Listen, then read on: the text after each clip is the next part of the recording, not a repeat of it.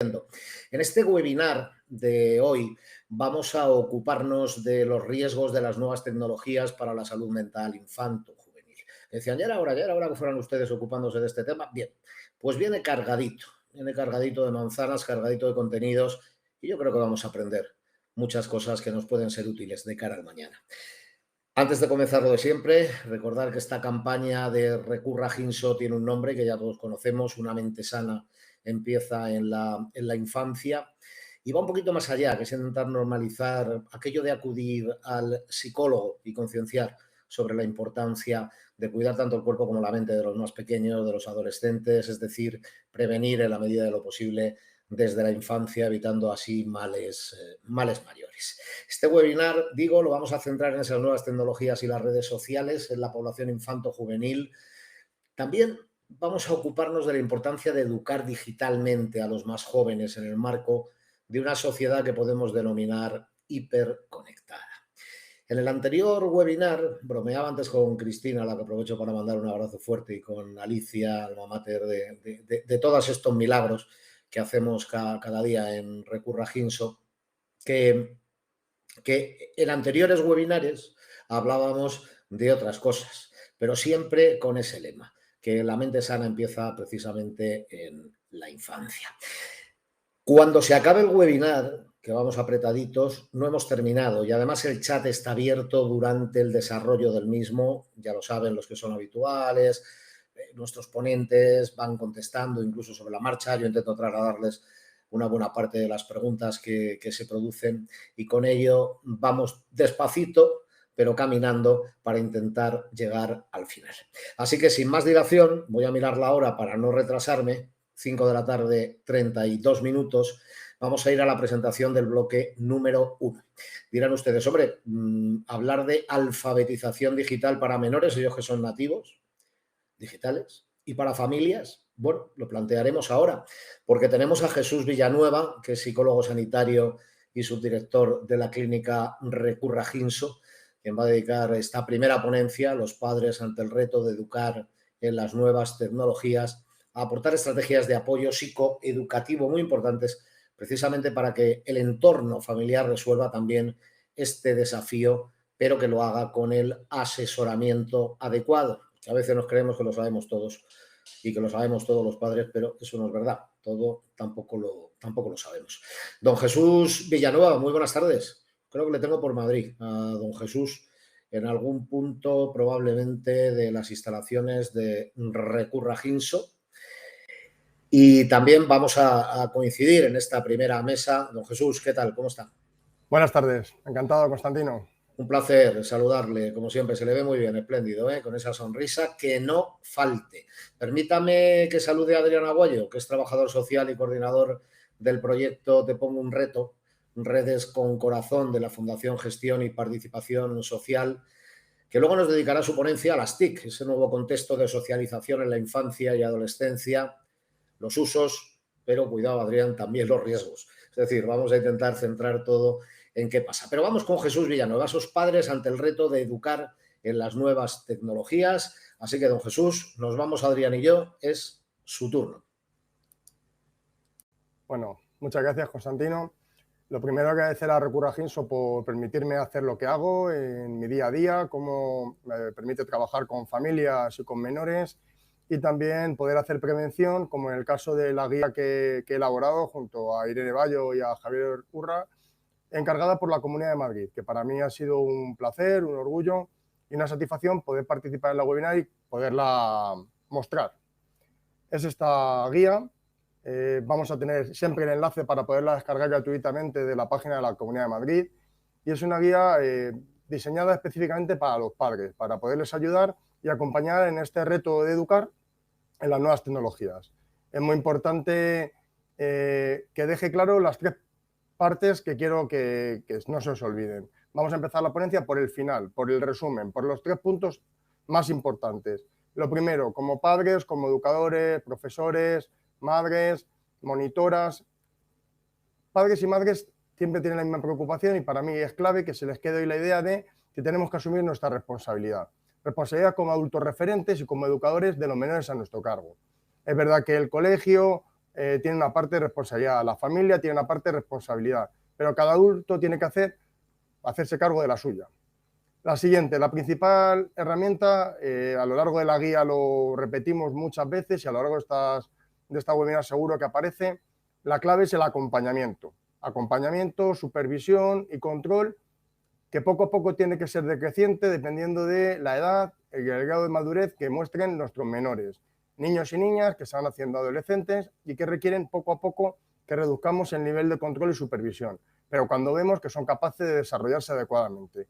Eso de dejarles solos y como son nativos digitales ellos se las apañen, les pondrá en riesgo, como vamos a poder comprobar hoy con las diferentes ponencias que tenemos. Y también la comunicación en general. Es muy importante comprender que la comunicación en general con nuestros hijos, con nuestros alumnos, con nuestros menores en campamentos, en cualquier labor que hagamos educativa, es clave. Y la comunicación empática. Cómo nos sentimos nosotros, nuestras emociones y las de nuestros menores. Cómo se sienten, qué han vivido, qué les ocurren. Es clave estos 3 puntos. Las voy a repetir para que no se nos olvide. Responsabilidad. Asumimos nuestra responsabilidad para educar. A partir de ahí, la herramienta quizá más importante, el acompañamiento, supervisión, ir de la mano, guiar. Ser el modelo, ver qué hacemos nosotros con las redes sociales. Ser un buen ejemplo. Y también moldear, como la arcilla. Vamos a ir poco a poco, explicando riesgos y potencialidades. Las redes sociales son muy potentes y hay que intentar ayudar para que saquen el máximo rendimiento y reduzcan los riesgos, ¿vale? Y la última, comunicación, muy importante. Comunicación en general y comunicación empática en particular. Vamos a ver cómo nos sentimos, cómo nos hace sentir a nosotros como educadores, en mi caso como padre, como psicólogo, como educador, y también vamos a intentar estar muy pendiente de cómo se sienten ellos, cómo se sienten nuestros hijos y nuestras hijas, nuestros menores en clase, en el campamento, porque a veces no es solo preguntar, que está fenomenal, también es también estar atentos. Chicos que no hablan, chicas que se retraen, chicos que se meten en su habitación, menores que están preocupados, que rehuyen, que dejan de hacer las cosas que hacían antes. Bueno, en la guía vais a poder ver señales de alarma, que es importante, y señales de alerta para poder trabajar. Es muy importante para mí poner un ejemplo. Las redes sociales son como las bicicletas o, si me apuréis, como las motos. Facilitan mucho que las cosas se hagan más rápido, aportan muchas cosas al que las conduce, pero pueden ser muy peligrosas para uno mismo y para los demás. Bicicletas y motos, ¿por qué? Porque, bueno, yo que soy del pueblo de Alberto Contador, nuestro gran campeón, no puedo poner un ejemplo mejor que el de las bicicletas. Y las motos porque realmente creo que son un ejemplo básico para ver cómo se utilizan según edades. Hay unas edades que hay que respetar, pero además de las edades hay un acompañamiento. A nadie se le ocurre dejar una moto de 1000 centímetros cúbicos a un menor de 7 años. Esto nos está ocurriendo en nuestras casas, con nuestros menores. ¿Cuándo? Cuando el padre o la madre dejan al niño con 7, con 8 años su teléfono, su portátil de empresa, que es un punto de descontrol. Tiene una potencia desproporcionada para él y tiene una cantidad de riesgos inmensos. Hay que ajustar los dispositivos, las aplicaciones y los contenidos a la edad de nuestros menores y a sus necesidades. Y luego ir juntos acompañándoles para que saquen el máximo rendimiento. El teléfono de empresa o el portátil de empresa justo tendrá muchas características útiles para adultos y no son apropiadas para los menores. Nuestra recomendación siempre es ajustar el dispositivo a las necesidades de los menores. Hablábamos de acompañar, de llevar de la mano, como en la moto, como en la bici. Tú le sujetas el sillín, le acompañas y les enseñas a los menores que se pueden caer, qué ocurre cuando se caen, que vayan cogiendo velocidad, que puedan frenar y les vas ayudando a que cojan seguridad, pero estás pendiente, al principio muy cerca y poco a poco vas dejando distancia. Vas dejando distancia y vas recomendando porque riesgo cero no existe, pero hay que intentar ir ajustando. Los menores empiezan con la bici a moverse por el patio de tu casa, por tu urbanización, por tu barrio, por tu pueblo. Y hay un momento en el que se mueven por la ciudad, que pueden coger la carretera o que se pueden desplazar a nivel nacional o internacional. También ocurre con la profesionalidad. Hay menores de 8, de 10, de 12 que empiezan con la moto y tienen una moto específica. Van a clases y compiten. Tenemos también campeones en España como Marc Márquez. Claro, cuando tenía una edad de 10 años ya manejaba una moto profesional. Estos son los casos más excepcionales. Un chico de 10 años tiene que llevar una bici ajustada a su edad. Además tiene un tamaño y los expertos os pueden asesorar en qué bici puede venirle bien. Pero además nosotros como profesionales de la educación y de la psicología queremos recomendar que sepamos que un buen acompañamiento permite sacar el máximo rendimiento, que permite que se disfrute en familia, que lo podamos hacer juntos, pero que seamos el primer ejemplo, que los padres y las madres, los profesores hagamos un buen uso de los móviles, de los ordenadores, que mantengamos unas reglas de respeto y que además, según el desarrollo de nuestros menores, les podamos acompañar y participar. Pues mira, yo utilizo esta red social y esto es lo que yo hago y este es el riesgo que ocurre. Y poco a poco hacemos de modelo positivo y también moldeamos. Le decimos a nuestro hijo, a nuestra hija, o a esto no, al menor al que tenemos a cargo, mira, esto no es bueno que lo hagas, esta X que te hace cerrar una aplicación no es bueno que la utilices, utiliza programas adecuados y a partir de ahí vamos sacando el máximo rendimiento. Cuando nosotros en la guía, o sea, la guía que nos pide la Comunidad de Madrid en la clínica Recurra Ginso, que atendemos a familias a nivel ambulatorio, cuando nos hacen la reclamación nos lo piden, oye, queremos que nos ayudéis a hacer una guía.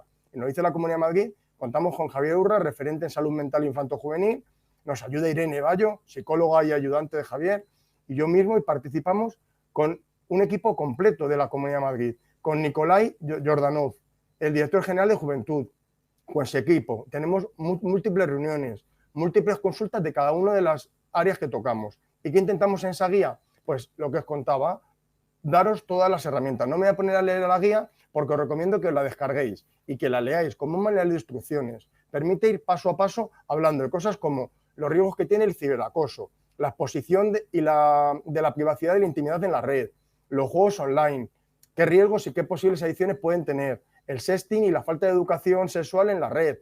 Ojo con la pornografía, pero no solo eso. Hay que intentar educar a los chicos y no pueden ser, su medio de educación no puede ser una red social.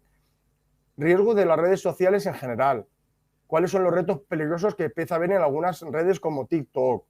Vamos a ver cómo se ponen los niños en riesgo y cuáles son los contenidos inadecuados que pueden aparecer en su pantalla, en su tableta, en su dispositivo.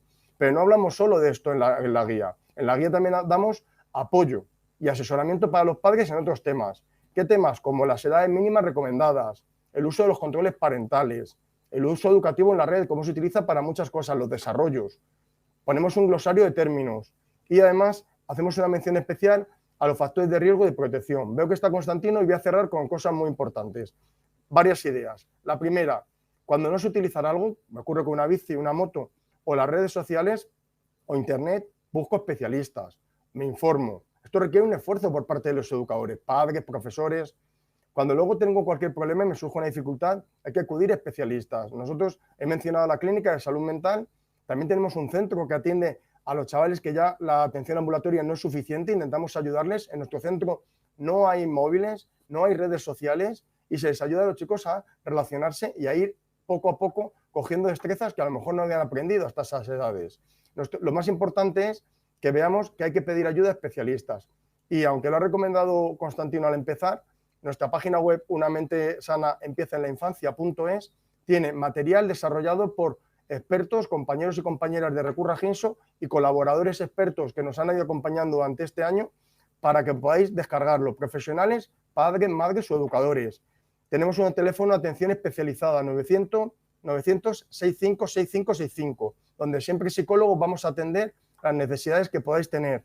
Y en nuestra clínica de salud mental infanto-juvenil, que tengo la suerte de ser su director, cuyo director es Javier Urra, pueden venir a tener terapia, a vernos y a que podamos asesoraros.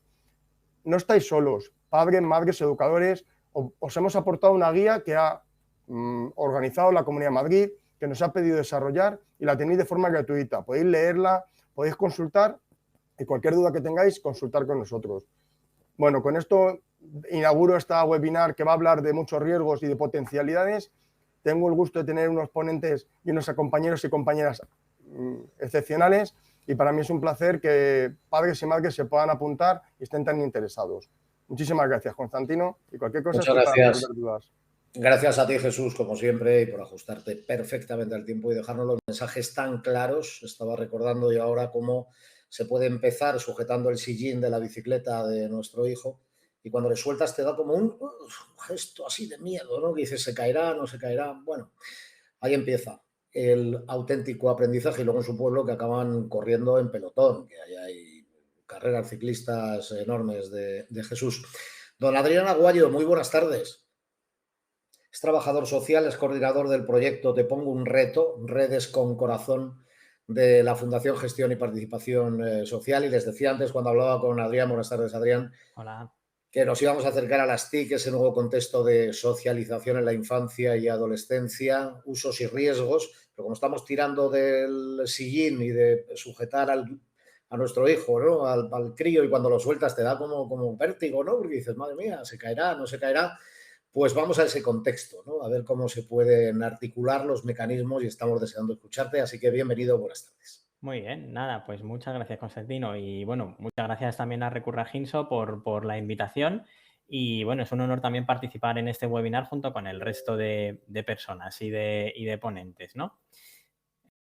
Voy a compartir una presentación y lo primero que veis aquí en esta primera diapositiva, cuando yo voy a los institutos a dar talleres con las chicas y los chicos, ¿no? Les pregunto siempre a qué le dedican más tiempo, ¿no? Hablando de los usos, ¿no? Que decíamos antes que íbamos a hablar un poco de los usos. Aquí tenéis en esta especie de jerarquía lo primero que empiezan diciendo y a lo que le dedican más usos. Si os fijáis, ¿no? Jugar, ver vídeos, seguir a sus influencers, música, las fotos, ¿no? Hablar y demás. Luego vemos que, pues, películas, conocen gente, se informan, ¿no? Ellos crean también, retocando, haciendo vídeos, dibujando, ¿no? Y luego, en último lugar, cuando ya hay que repensar ahí un poco y rebuscar ahí un poco, ¿no? Más, empiezan a decirnos que lo usan para el cole, para trabajos, para estudio, para escribir, ¿no? Que esto es una primera lectura que hacemos de esto, ¿no? Tiene como un doble sentido interesante, ¿no? Por un lado, lo que esconde sus motivaciones reales de cara a usar la tecnología, que muchas veces las familias, cuando negociáis los dispositivos, a veces la infancia y la adolescencia se escudan en no, que nos hace falta para el cole, o que resulta que es que pues es necesario para trabajos y demás, ¿no? Y sin embargo, la motivación real, ¿no? Cuando nos acercamos a ellas y a ellos, no esconden esto, ¿no? Y luego, por otro lado, la otra lectura que nos parece interesante es que al final de esta jerarquía, están también las cosas que a nivel educativo y familiar podemos potenciar más para dar un uso positivo a esa tecnología, ¿no? Esa parte de buscar información, de aprender con ellas y demás, ¿no?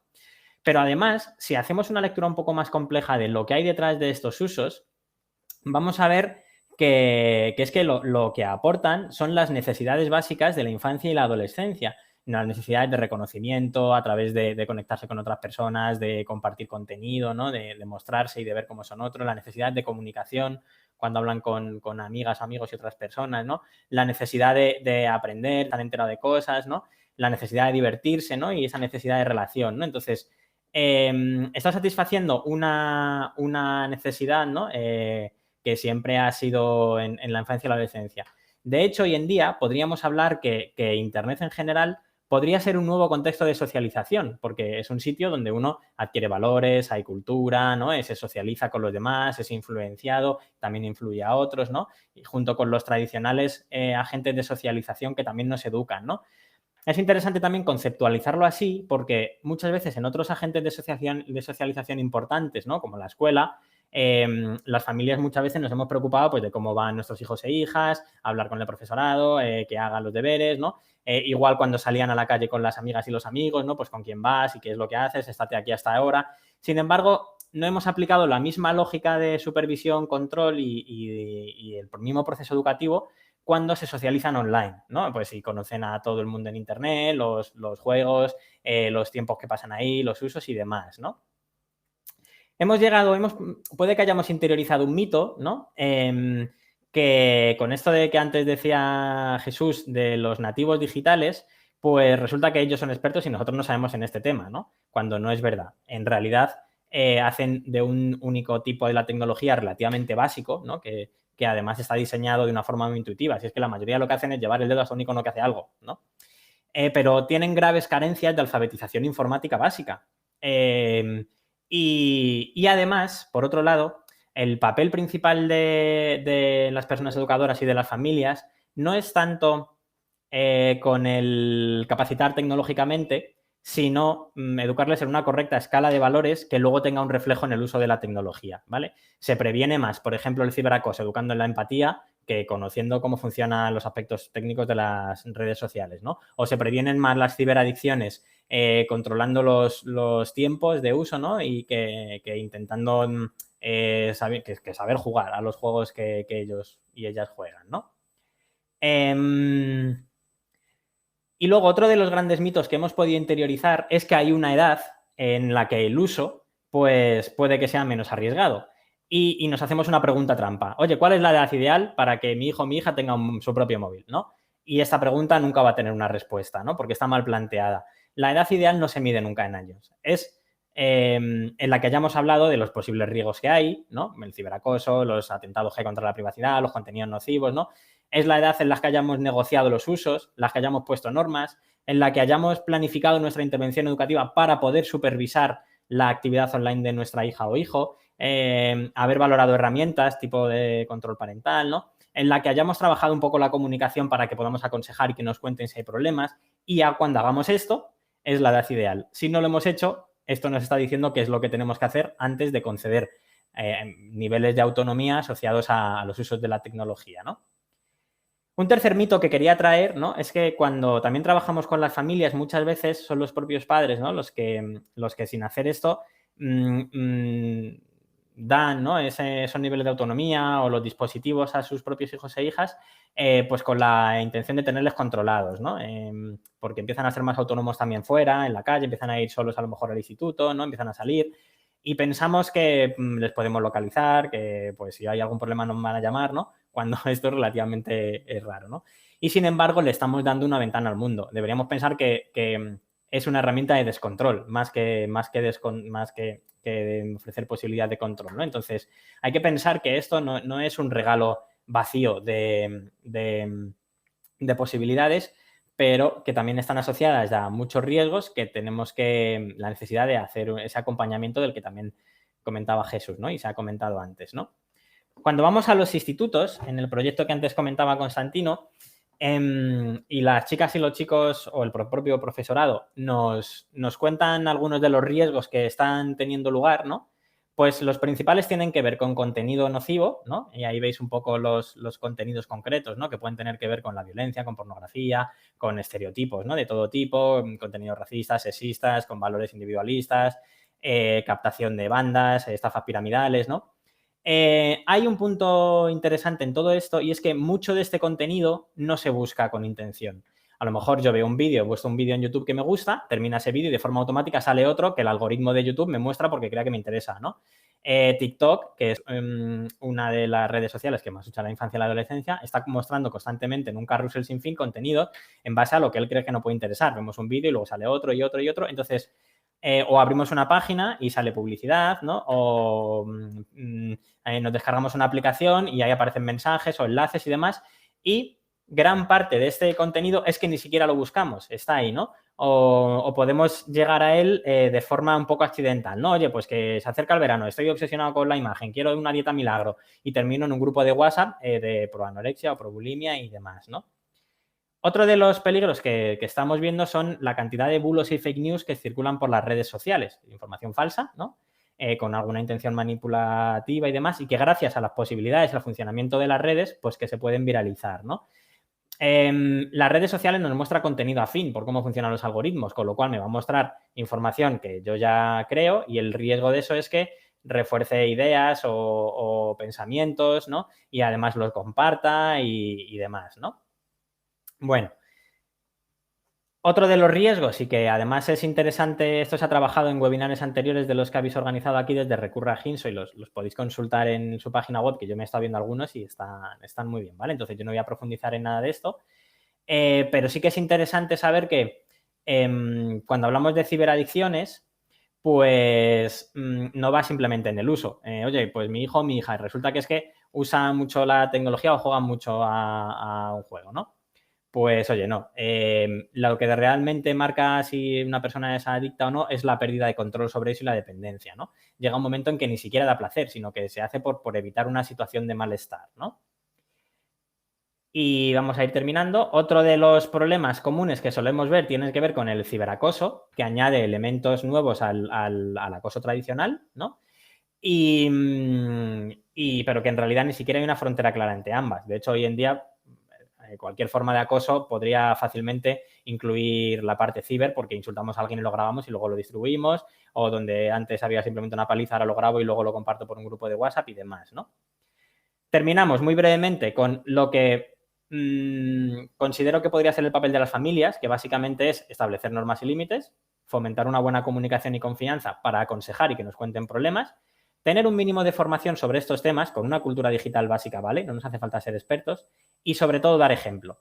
Y con el papel de las personas educadoras, profesorado, trabajadores sociales, educadores sociales y demás, pues igual, la parte de poner normas y límites igual, dar ejemplo igual, tener una formación básica igual, pero además habría que añadir la necesidad de tener un plan de convivencia, sobre todo en el contexto escolar, para fomentar valores de una convivencia en positivo, ¿no? Y la necesidad de coordinarse con otros agentes, ¿no? Y si hay problemas, implementar protocolos de actuación. Muy bien, Constantino. Esto es un poco más o menos lo que quería rescatar. Estábamos encantados escuchándote. Estaba yo a punto de... Fíjate que estaba recordando una diapo que has puesto con ese teléfono móvil y esa ventana abierta al mundo, ¿no? Al infinito. Me recordaba un cuadro de Dalí, esa mujer en la ventana, pero sin nadie. O sea, es decir, como una mirada, es esa exactamente, ¿no? Le faltaría ahí la señora pintada por Dalí en ese mismo color y efectivamente mirando al infinito, ¿no? Diciendo qué hay más allá de esos visillos, de esas cortinas, de esa ventana, ¿no? Y de eso es de lo que estamos hablando hoy. Es decir, y cómo evitar que ese más allá nos atrape en sentido negativo.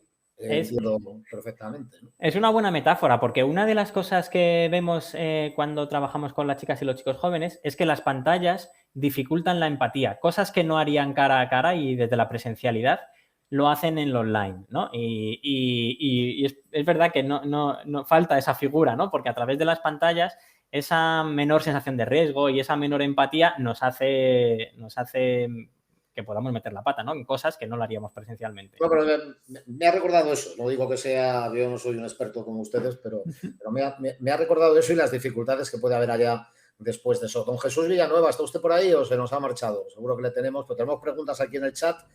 Un chat, por cierto, que no se me olvide decir. Saludos, Salamanca, Escocia, Teruel, Valencia, Quito, Ecuador, Puerto de Santa María, Almería, Sevilla, Cáceres, Castellón, Murcia, Ávila, Madrid, en fin, etcétera, etcétera, etcétera. Gracias a todos. 1.000.000 de gracias por estar con nosotros y por estar acompañándonos. Jesús, esta me parece fundamental. ¿Cómo identificar si nuestros hijos tienen un problema de adicción a estas nuevas tecnologías? ¿Dónde está el clic que nos tiene que Bueno, en la edad en la que estamos trabajando, hablar de adicción es bastante atrevido. Normalmente hablamos de un uso y de un abuso, que se va a ver notar claramente porque va a dejar de hacer actividades normales que haría si no lo estuviera haciendo. Va a generar conflicto y ansiedad ante la retirada de los dispositivos y va a empezar a generar aislamiento. Y también una cierta preocupación hacia el dispositivo. Me da igual que sea consola, que sea móvil, ordenador, da igual el dispositivo, pero quizás esos 3 puntos son importantes. Uso y abuso. Es verdad que luego llegamos a puntos más graves que es adicción, que requieren un tratamiento más intenso, incluso a veces una retirada del dispositivo en centros residenciales, como el que nosotros tenemos. Por cierto, Constantino, Adrián, antes se me ha olvidado mencionar que además del dispositivo que tenemos la generación Convive, que nos dedicamos también a hacer prevención en colegios, es en formación, educación digital y de ciberacoso para las familias y para los colegios, porque tengo compañeros y compañeras que también intentamos hacer esta labor de prevención. Antes de llegar a la adicción hay que prevenir. Por eso Adrián ha insistido mucho en esas partes previas que quizá no le damos tanta importancia. Queremos llegar al final. Y también permíteme mencionar una cosa, Constantino. Sale una noticia publicada que tiene que ver con unos datos que estamos ahora mismo difundiendo. 40% de los alumnos de primaria reconocen haber visto contenidos inapropiados, ¿no? Muy relacionado con lo que habla Adrián. 40% de los menores de primaria ven contenido inadecuado en Internet y esto lo hemos podido comprobar nosotros con nuestra propia experiencia en el teléfono que tenemos de atención y también basándonos en el estudio Brecha Digital y Convivencia Escolar del 2020 de Gaptain, que realmente es una entidad que con mucha solvencia. Estamos hablando de primaria, ojo, primaria. 40% contenido inadecuado. Por eso me ha encantado que Adrián hablara de esa idea en la que la información no la buscan muchas veces nuestros menores, les aparece en el dispositivo. Gracias, Constantino. No te viene dada, es evidente, lo decía Adrián de una manera bien clara, claro, por eso le preguntan, vale, ya sabemos dónde está, o por lo menos ese kick que nos puede hacer abrir los ojos, pero seguro que hay beneficios si se aplica lo que usted acaba de comentar, ¿no, Adrián? Es decir, si se puede hacer en familia, si se puede coordinar, un poco el símil del sillín que utilizábamos antes, ¿no? ¿Cuáles son esos beneficios y cómo se articulan? Pues en realidad hay muchos beneficios. Lo que pasa que no salen solos, como en los peligros muchas veces, ¿no? Y parte de ese acompañamiento, que no está simplemente en evitar los riesgos, está también en potenciar precisamente los buenos usos.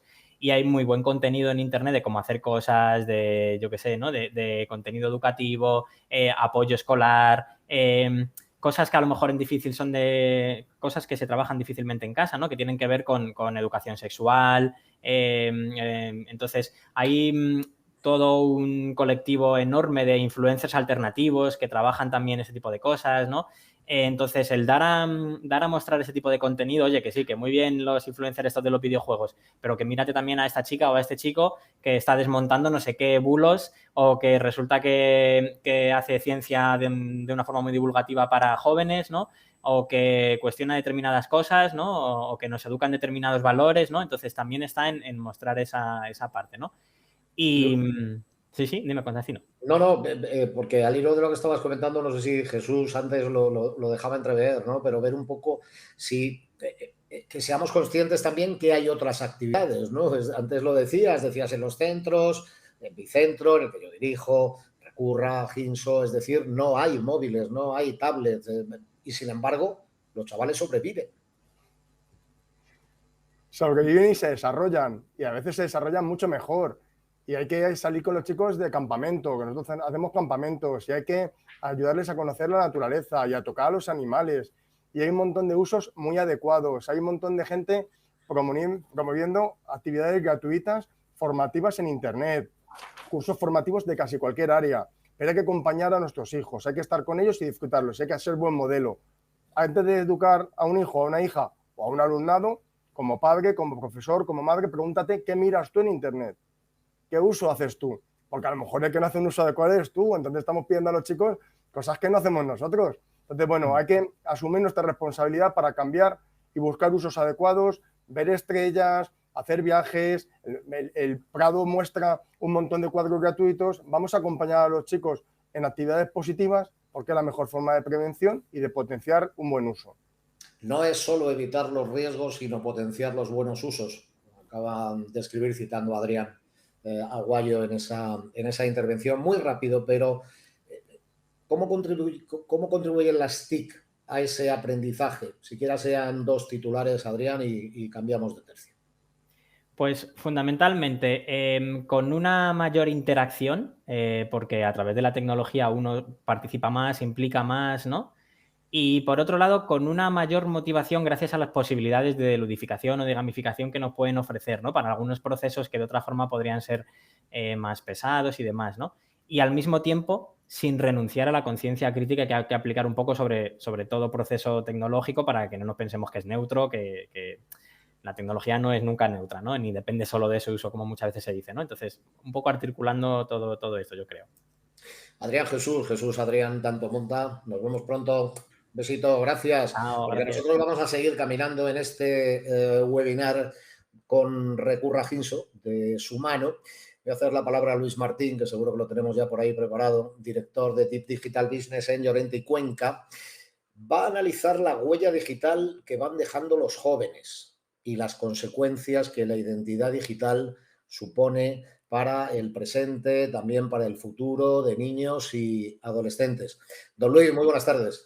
Muy buenas tardes y gracias a todos por estar a estas horas de la tarde con el calor que hace por lo menos en Madrid. Supongo que los que estén en Escocia lo están pasando un poco más fresco, que veía que alguna había ahí. Pero bueno, aquí tenemos calor. Pero vamos a intentar, Constantino, contar y hablar un poco de esta identidad digital que es muy importante. A ver si conseguimos empezar con la presentación. Para empezar a hablar de identidad digital y identidad offline, es ya complicado, porque realmente la identidad que tenemos es una y los límites entre lo analógico y lo digital ya se han mezclado de tal manera que es complicado al final el separar una de otra. Esto, os pongo aquí el escaparate mayor que existe ahora mismo, que es Google. Y lo primero y aquí os invito también a que hagáis una reflexión vosotros mismos, cuando os hablan de una persona, cuando os hablan de una marca, cuando os hablan de un producto, lo primero que hacemos es recurrir al móvil, si lo tenemos a mano, y buscar quién es esa persona, buscar quién es esa marca. Y lo que nos va a aparecer en Google, en el mejor de los casos, serán los contenidos que esa persona o esa marca, esa compañía haya creado, y en el peor, lo que otros dicen de esa marca. Al final, la construcción de la identidad digital es muy compleja, viene dada por muchas cosas que ahora hablaremos, pero lo cierto es que y nuestros hijos y los jóvenes, además, es algo que lo tienen tremendamente interiorizado, lo primero que van a buscar es esa identidad digital. ¿Quién eres tú en redes? Buscarán el nombre, buscarán cuál es el perfil, si lo tiene en TikTok, si lo tienen en Instagram, y empezarán, si ese perfil está abierto, a ver quién eres, qué has hecho, qué no has hecho, qué has dicho, qué tipo de imágenes pones. Y al final, eso es lo que conforma un poco nuestra identidad digital. El problema que tenemos, que tienen nuestros hijos, que tienen nuestros jóvenes, es que estamos en una época de lo que llamamos nosotros infoxicación. Hay tal cantidad de información en tal cantidad de canales que es prácticamente imposible el destacar. Y uno de los objetivos que tienen los jóvenes con las redes sociales precisamente es intentar proyectar esa imagen, intentar ser relevantes, que es como casi una ansia que tienen muchos, que tenemos muchas veces también nosotros, que nos puede ocurrir también a nosotros como adultos. Y el problema que tenemos es que la competencia es alta. Fijaros aquí lo que pone en un minuto, lo que ocurre este año, esto se va actualizando todos los años, lo que ocurre en un minuto en Internet. La cantidad de contenidos a través de, ya sea a través de mensajes, ya sea a través de YouTube, de Instagram, de todas las redes principales que se utilizan, de todos los principales actores en el mundo digital, y aquí están puestos en orden al final de importancia en cuanto al impacto que tienen.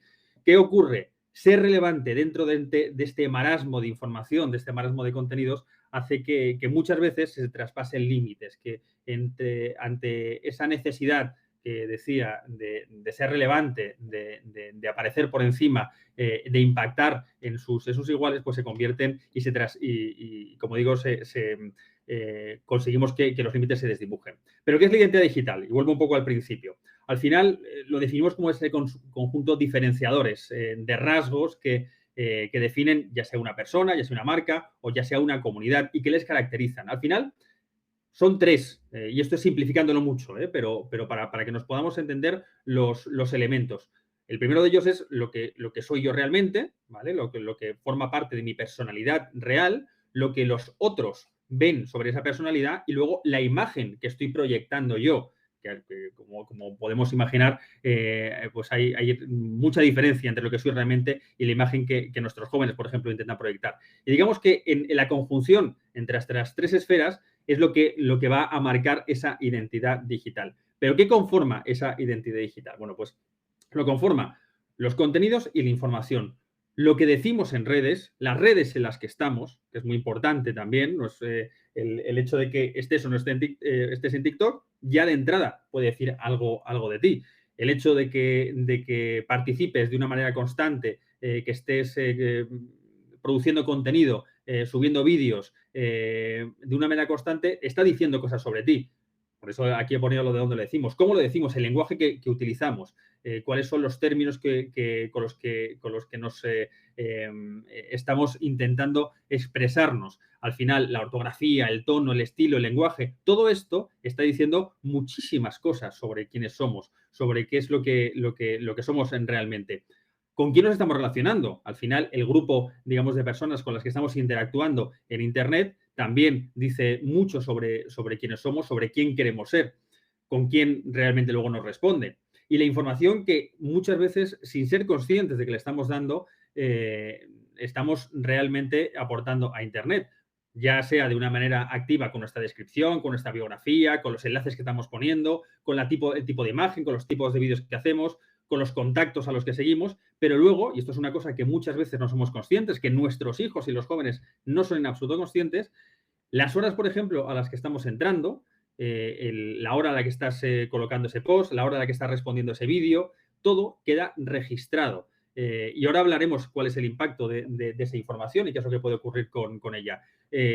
Los favoritos, a quién estamos dando el like, todo eso, al final, lo que va dando son datos a ese algoritmo para ofrecernos, como antes lo decía Adrián, nos va a ofrecer información que aparentemente y contenidos aparentemente nos interesan, que están basados en nuestros hábitos al final de consumo. Los niveles de privacidad que tenemos. Muchas veces no somos conscientes de que nos geolocalizan, a no ser que hayamos tenido la precaución de desactivar en nuestros dispositivos la geolocalización de nuestros contenidos. En la mayor parte de las redes aparecerá desde dónde lo estás haciendo. Toda esa información puede ser utilizada en nuestra contra. En el peor de los casos y en el mejor, si no somos capaces de construirla nosotros con un objetivo, también puede lastrarnos en el futuro, y ahora entraremos también un poco en esto. Al final, como aquí hay muchas cosas y como tenemos poco tiempo, no puedo entrar muy en profundidad, pero básicamente todo lo que decimos y todo lo que decimos sin querer decirlo conforma parte de nuestra identidad digital. Al final, y esto es importante, ya también se ha apuntado, la mejor configuración de privacidad que tenemos somos nosotros mismos, es el sentido común, y esto es algo que muchas veces no somos conscientes, pero nuestros hijos, y por eso la importancia, y también lo decía Jesús, de acompañarles, de estar junto a ellos para que sean conscientes de cuáles son los límites, de cuáles son, acompañarles también en positivo, ayudarles a explicarles que todo lo que hacen deja huella, que es una huella que luego es muy difícil de borrar, y que cosas que aparentemente ahora hacen sin ser conscientes del potencial destructor que puede tener en un futuro, les puede lastrar para prácticamente toda la vida. Por eso, y quiero reiterarlo, la importancia de cómo decimos las cosas, de lo que decimos, de todo lo que estamos colocando en redes sociales. Muchas veces incluso nosotros mismos sobre nuestros hijos, cuando se publican información sobre el resto. Luego, y ya con esto terminamos para entrar en la fase de preguntas. No es nuestra identidad digital, es la identidad que tenemos, es la única. Como os decía al principio, la gente te va a buscar directamente por tu nombre y aparecerá lo que has dejado tú, el rastro de migas que has dejado con tus contenidos, y esto es algo que tenemos que ser conscientes de que hay que construirlo en positivo. Y esto es importante también para que lo conozcáis. Y muchas veces yo esto, cuando se lo cuento, hago talleres con jóvenes, sobre todo ya cuando están a partir de los 16, 17 años, decirles que las compañías ya reconocen que comprueban la reputación online de los profesionales antes de contratarlos. Y esto es algo que la gente no es consciente, pero en un proceso de selección, y yo no estoy hablando únicamente para un trabajo, incluso para el acceso a una universidad, para el acceso a un máster, para el acceso a unas prácticas, ya se monitoriza qué es lo que has estado haciendo en redes sociales. Y hay algoritmos que lo que hacen es recoger el mix de todo eso, de las horas a las que te estabas conectando, el tipo de lenguaje que utilizas, y te da un grado de riesgo. Y ante eso se toman decisiones de: a esta persona no la voy a contratar, a esta persona no la voy a incluir dentro de este curso, porque potencialmente puede llegar a ser un peligro. Y luego, poniéndolo en positivo, y es lo que tenemos que hacer con nuestros jóvenes, si lo construyes de una manera positiva, va a servir para que las compañías, para que las universidades vayan a por ti, porque al final están todos en búsqueda de talento, y el ver que alguien lo hace en positivo, que alguien es capaz de haber construido esa identidad digital con cierto sentido, te va a colocar en una posición, digamos, por encima de los demás. Y para terminar, y con esto termino, hay que cuidar la identidad digital porque solo tenemos una, y es muy complicado luego el dar la vuelta, el intentar borrar las huellas que hemos dejado. En ocasiones se puede, nada queda grabado en piedra, pero sí que es verdad que es muy complicado en muchas ocasiones, por lo cual es mejor construir en lugar de luego intentar reconstruir lo que no hemos sido capaces de hacer en el pasado. Luis, eres muy joven, pero te llegaron a contar... tanto, lo parece, pero no tanto. Bueno, pues lo parece. Bueno, igual has contado a tus niños, es que los tienes alguna vez el cuento de Garbancito. Iba tirando sus pulgarcito, iba tirando sus miguitas de pan para luego poder volver sobre sí mismo, ¿no? No hemos evolucionado tanto. Ahora, por lo que has contado, vamos dejando ese rastro, digamos, ¿no? Ese rastro mediático, ese rastro digital. Lo que no sabemos es si podemos volver sobre él y borrarlo, que es un poco una de las preguntas que se estaban planteando en el chat, ¿no? ¿Hay posibilidad de desandar ese camino o ya es tarde? Al final, como todo, o sea, y por eso decía que nada queda grabado en piedra. Hay cosas que sí se pueden acabar, no digo reconstruir, o sea, no borrarlo totalmente. Hay cosas que sí, y desde un aspecto legal, además, tenemos derecho, ahí existe el derecho al olvido en Internet. Y hay cosas que puramente, o sea, desde el aspecto puramente legal, tenemos derecho a borrar totalmente y que no quede absolutamente ninguna huella de esto en Internet. Lo que pasa que, como decía, si intentamos construir en positivo, luego es más fácil. O sea, una de las cosas que se suelen hacer cuando intentamos, por ejemplo, ayudamos a personas, ¿sabes?, a posicionarse, ¿sabes?, a directivos, es decir, mira, cuanto más contenido generes, cuanto empezarás a tapar, digamos, lo anterior. Entonces, Claro. no se puede borrar lo anterior, pero sí puedes construir sobre lo anterior al final. Pero cuanto más grande sea la base, cuanto mejor sean esos cimientos, mejor podrás hacerlo en el futuro. Lo que los periodistas llamamos el contenido positivo, ¿no? Que suele, si lo puedes, digamos, ubicar por encima de lo que puedas traer, de lo que tú consideras negativo, vas adelante. Mira, me dice, pero hábleme en concreto de TikTok, don Luis. ¿Tiene algún TikTok, riesgo especial, particular? muchísimo. Tiene, o sea, yo probablemente sea, o sea, y a mí no me gusta estigmatizar ninguna red, pero es una red que está pensada para hacer que consumas cada vez más vídeos, que te vayan saltando, que el algoritmo está muy bien hecho, de manera que hace que cada vez consumas más. Y fijaros lo que os decía al principio de esa necesidad para destacar sobre la cantidad de contenido que hay. En TikTok hay muchísimo contenido, cada vez más. ¿Qué ocurre? Que muchas veces los jóvenes se sienten tentados a, oye, la única manera que tengo de destacar es ir un poquito más allá, ¿vale? Pues si este ha hecho un baile, yo hago este baile y tal. Si este ha hecho este reto, yo hago este reto y un poquito más complicado y un poquito más peligroso. Y se puede entrar al final en una rueda muy peligrosa. Por lo cual, TikTok es una red que sí que es imprescindible el acompañamiento por parte de los padres. Es una red muy peligrosa para dejar a los niños solos ante ella. Don Luis, ha sido un placer tenerle con nosotros esta tarde. Vamos a entrar en nuestro siguiente bloque, pero quiero aprovechar para darle las gracias. En nombre de Igualmente, gracias a todos. un abrazo fuerte, muy buenas tardes y saludos. Estamos en las 6 de la tarde y 18 minutos y nos vamos a acercar hasta nuestro bloque número 3. Vamos a hablar de la curiosidad a la adicción y de los riesgos del sexo digital. Lo vamos a hacer con Jorge Gutiérrez, que es periodista y es director de la ONG Dale una vuelta y autor del libro La trampa del sexo digital. Don Jorge Gutiérrez, bienvenido, muy buenas tardes. ¿Qué tal? Buenas tardes, muchísimas gracias. Un placer tenerle con nosotros. He dicho bien, La trampa del sexo digital, y así es como se llama el libro. Y vamos a intentar que nos cuente, porque claro, parece que ahora ya estamos con la bicha, ahora ya sí. El uso problemático de la pornografía, ese dato que nos daba Villanueva al inicio de ese 40% de consumo de los alumnos de primaria, todos pensamos inmediatamente, y no todo es necesariamente pornografía, que es una buena parte sin duda de lo que pasa, pero vamos a saber también si depende de una importante educación sexual previa a entrar en este tema. Así que, don Jorge Gutiérrez, tiene usted la palabra. Muchísimas gracias y bienvenido. Pues nada, muchísimas gracias a todos vosotros, a todos los oyentes, a toda la gente que está participando y sobre todo a los organizadores, lógicamente, que he visto la profesionalidad y en fin, el buen hacer. Lo que me extraña es que estos webinars sean tan de vez en cuando, debería ser prácticamente cada semana para seguir aprendiendo con tan buenos ponentes. Lo difícil de hablar 10 minutos, se suele decir que cuando uno tiene que hablar un minuto necesita una hora para prepararlo y cuando tiene que hablar una hora basta un minuto. En este caso son 10, vamos a ver cómo lo arreglamos y si decimos cosas útiles y luego también pues, las preguntas. Brevemente, yo pues empecé hace unos años una asociación para ayudar a la gente con problemas de consumo y pornografía y mi perspectiva en esta breve intervención pues va a ser más en la línea social, educativa que psicológica, porque tampoco no soy psicólogo ni psiquiatra. Y bien, pues claro, ahí lo que yo me quiero dejar claro desde el principio es la cantidad de sufrimiento que estoy observando en estos años de gente que consume, gente adulta ya, ¿no? Pero que empezó a consumir, a ver pornografía. Muchísimos nos dicen en los miles de peticiones de ayuda que hemos recibido en estos 6 años, es muy normal que haya muchos que nos digan, empecé a los 11 años, a los 12, a los 13, ¿no? Recuerdo mi primer consumo, recuerdo la primera imagen.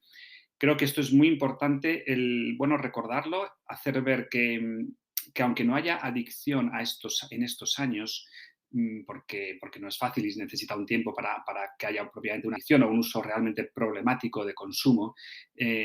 Pero sí que se empieza en estos años muchas veces este impacto, ¿no? Y como bien sabéis, pues seguramente todos o casi todos los que estéis escuchando, en el caso de los niños, de las niñas, en esas edades de 10, 11, 12, 14 años, pues el cerebro es mucho más moldeable, se está formando,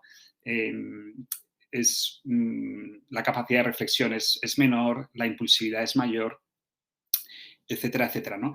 Y sobre todo en este campo de la sexualidad, evidentemente, el choque, el trauma, la imagen de pornografía, cuando es un poco violenta o un poco fuerte, un poco extrema, puede entrar en un segundo y quedarse años y años ahí, ¿no? De hecho, no es raro las personas que ya adultas, que con años a veces de, pues eso, ¿no? Con 20, 30, 40 años, saben perfectamente el primer vídeo o la primera imagen que se les quedó grabada, ¿no? Entonces creo que esto es muy importante para, bueno, pues para tenerlo en cuenta, para valorar los riesgos en este caso que hay de, pues con Internet, con el consumo de pornografía, porque hay algunos autores incluso que hablan de, que me parece un término, bueno, pues puede parecer un poco fuerte, pero creo que es muy ilustrativo, muy gráfico, es como una violación psíquica, ¿no? Lo que puede producir estas imágenes a veces en estos niños, ¿no?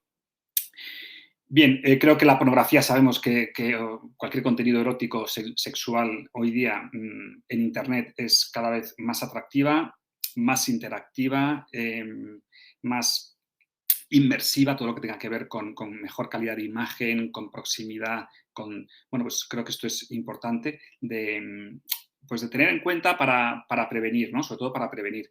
Y también está claro que la pornografía pues muchas veces es gratuita o la mayor parte es gratuita, pero el precio que pagan nuestros hijos o nuestros alumnos o nuestros menores pues es muy alto, ¿no?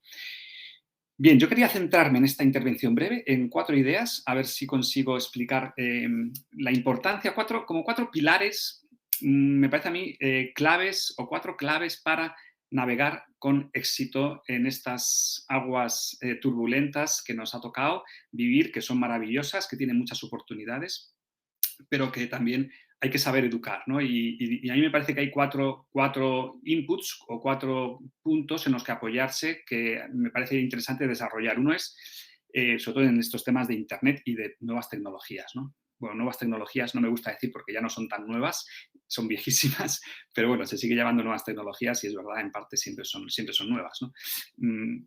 La primera sería la aprobación, la validación. La aprobación social. Creo que evidentemente en Internet y en las redes sociales buscamos siempre la aprobación social y no es malo, es normal, es natural, es muy humano que nos guste y que queramos que nos aprueben socialmente. El problema es cuando hacemos todo para que nos aprueben socialmente, ¿no? Ahí es donde empiezan un poco los problemas.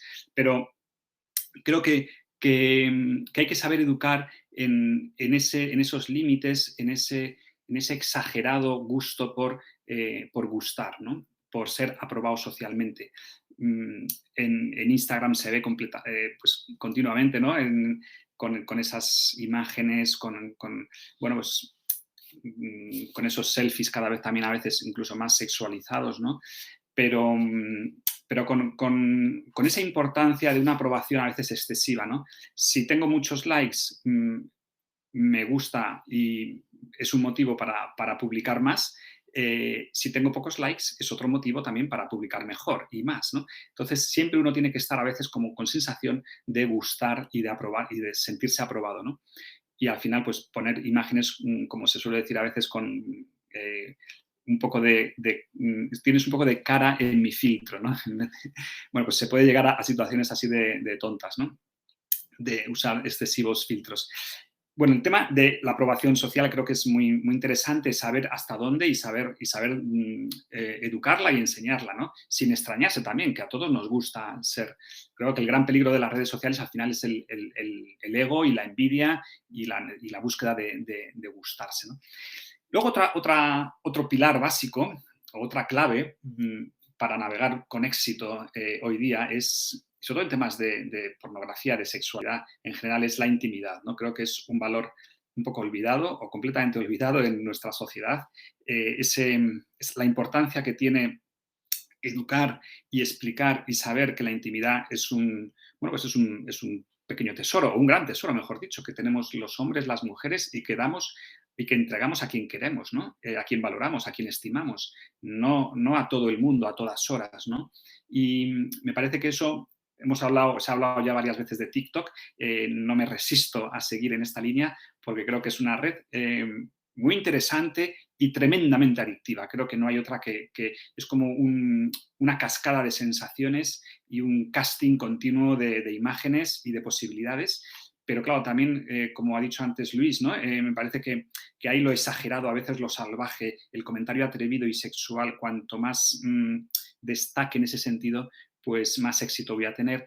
Y por tanto, hay muchísimo contenido que sobrepasa, yo creo que sin ser propiamente pornográfico, pero es un contenido sexual pues bastante atrevido y bastante extremo a veces, ¿no? Sin llegar a ser a lo mejor, sin que aparezcan desnudos, pero a veces hay situaciones en las redes sociales que sin ser pornografía son una puerta de entrada o pueden dar pie con el paso del tiempo a otros contenidos más directamente pornográficos, ¿no?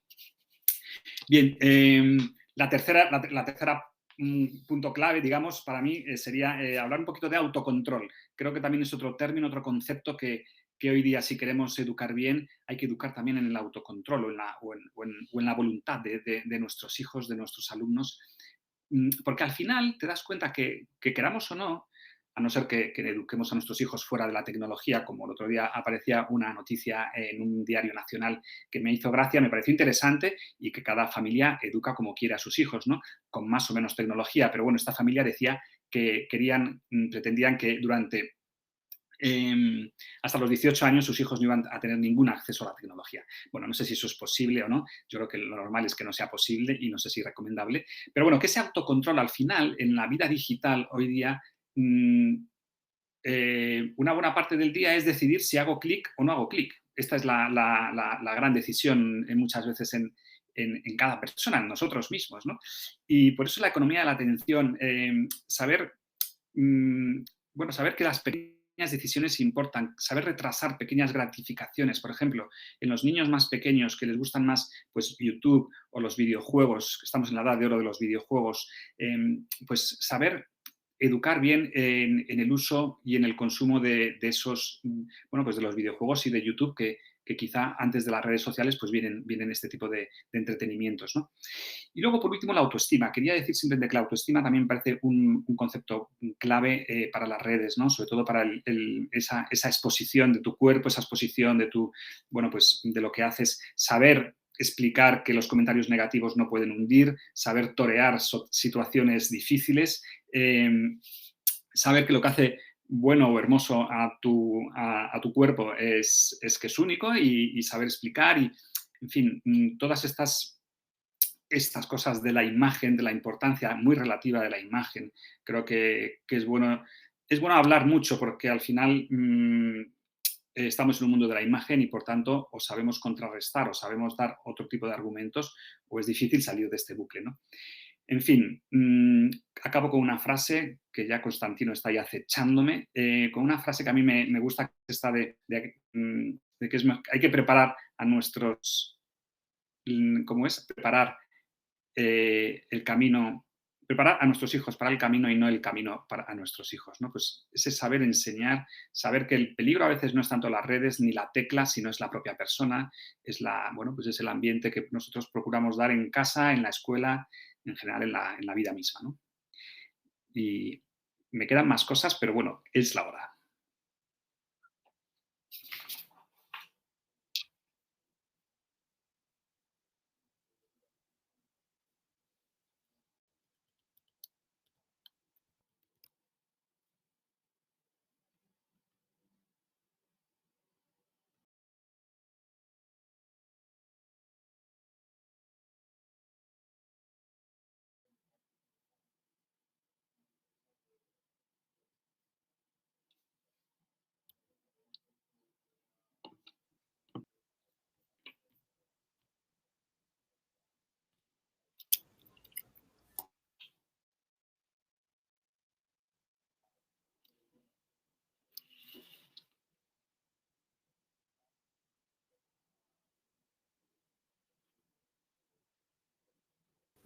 Constantino, el micro, que no se te oye. Madre mía, 18:30, les pido una disculpa, que estaba hablando al vacío, somos así. Estaba diciendo que no, fíjate, Jorge, lo que estaba diciendo, que a propósito del camino, que cogía por ahí y de hacer ese camino, decía que los caminos del Señor eran inescrutables, que luego se hacía camino al andar, ya más adelante, ya después de Cristo, con Machado, y que ahora vamos a seguir intentando transitar sobre este bloque de la curiosidad, la adicción, de esos riesgos del sexo digital, y doy paso a Lorena Visier. Jorge, pero no te vayas, que enseguida estamos con las preguntas, que es psicóloga sanitaria y coordinadora de este centro de día José de las Heras de Ginso, y que nos va a hablar en su ponencia de cuando el síntoma es el principio de la solución, que a mí como titular, Lorena, me ha cautivado. Porque dices, vamos a ver, si yo tengo un síntoma que es negativo, sin embargo, lo readapto para convertirlo en el principio de una solución. Así que su turno, cuando quiera, gracias por acompañarnos. Muchas gracias, Constantino, y muchas gracias a Recurra Ginso por invitarme a estas ponencias tan interesantes como necesarias por el tema que se está tratando, muy interesantes, y felicitaciones a todos los compañeros.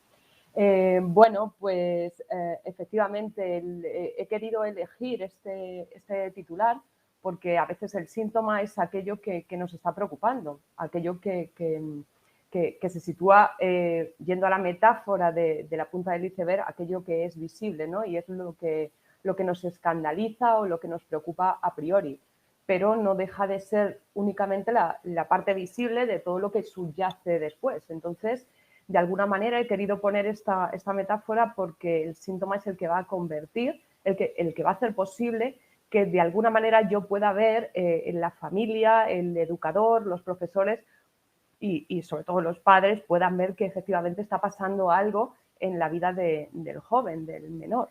En muchas ocasiones, por mucha prevención que hagamos, hay cosas que se nos escapan y hay que tener en cuenta y también calmar un poco a los padres, ¿no? Hay que estar muy atentos, como han dicho mis compañeros, en educar a los hijos, pero hay veces que se nos escapan las cosas y no es cuestión de culpar ni al menor ni a los padres, sino poder acompañarles en el proceso de recuperación, como no podía ser de otra manera. Entonces, efectivamente, el síntoma es el que me va a permitir poder ver que hay algo debajo de esa punta del iceberg que voy a tener que tratar, que voy a tener que estudiar y evaluar de una forma exhaustiva. Es un tema muy amplio, yo quiero hablar de intervención, me voy a enmarcar un poco para que me conozcáis. Soy psicóloga, trabajo en el centro de día José de las Heras de Ginso y aquí nos dedicamos a intervenir con chavales en cumplimiento de medidas judiciales. Es decir, nosotros estamos ya seguimos en la parte de la prevención, pero sería algo así como el último eslabón de esta cadena de prevención, porque sigue siendo prevención aunque el menor o el joven haya metido la pata enormemente y haya cometido delitos, ¿no? En este caso, bueno, pues estamos hablando de las nuevas tecnologías. Yo trabajo con chavales, el grueso de mis intervenciones psicológicas es con chavales que han cometido delitos de índole sexual, esos que tanto salen en los medios de comunicación y tanto nos alarma. Pero bueno, quiero romper una lanza a favor de esto y decir aquí que la rehabilitación es posible y que efectivamente estamos en prevención. No hay una adicción como tal y por tanto vamos a poder trabajar exactamente igual que con cualquier otra persona, aunque detrás haya efectivamente un delito sexual.